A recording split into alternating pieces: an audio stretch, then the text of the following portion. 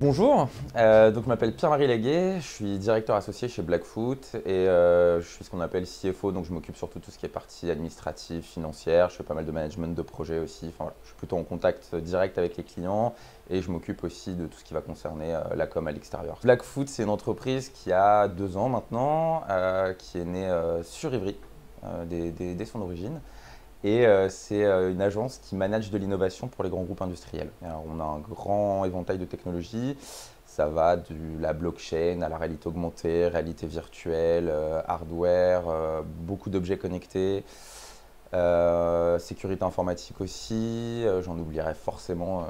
On a fait des drones pour Bouygues Energies et Services. Enfin, notre cœur vraiment de métier à l'heure actuelle, c'est le prototypage. On a de plus en plus d'interactions aussi sur l'idéation parce que là, jusqu'à maintenant, très souvent, on arrivait, le client avait une idée en tête et on allait le conseiller et puis réaliser son prototype. Là, on en arrive de plus en plus à être appelé dès la base pour pouvoir vraiment identifier quelles sont les bonnes innovations. Et là, on commence à s'intéresser de plus en plus à l'industrialisation. Donc, on menait déjà des études et où on pouvait accompagner certains de nos clients.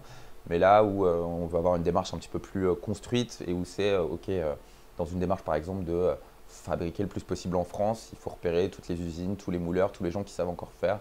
Il y en a de moins en moins, donc il faudrait qu'on soit plus à se mettre dans cette histoire. On a commencé à 4 il y a 2 ans, donc les 4 associés. On était installés dans un loft à Ivry, c'est pour ça aussi qu'on a commencé ici, qui était à côté de notre école, qui est Epitech. Et maintenant, 2 ans plus tard, on est 10 aujourd'hui. Du coup, on a changé de bureau, parce que l'appartement devenait un peu trop petit.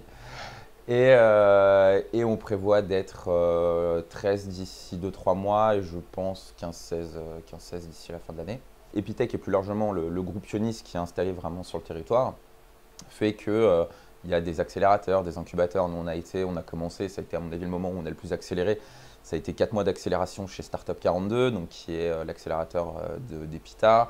Derrière, on est passé chez Ionis 361. On a été aussi chez Creative Valley, qui est un des acteurs quand même assez majeur du territoire en termes d'incubation. Rester à côté de l'école, c'est hyper important, oui, parce que et même de tout ce campus dans lequel il y a aussi bien des écoles de graphisme que de design, que des ingénieurs en aéronautique, etc. C'est parce que c'est un vivier qui est absolument extraordinaire, quoi. C'est-à-dire qu'il faut être à côté pour pouvoir avoir accès aux étudiants qui vont vouloir aller en stage, qui vont vouloir, etc. Donc pour nous qui sommes vraiment basés que sur l'innovation et que sur la force de développement, bien sûr que de rester sur ce territoire-là et d'être à côté de ces jeunes-là, c'est top, quoi.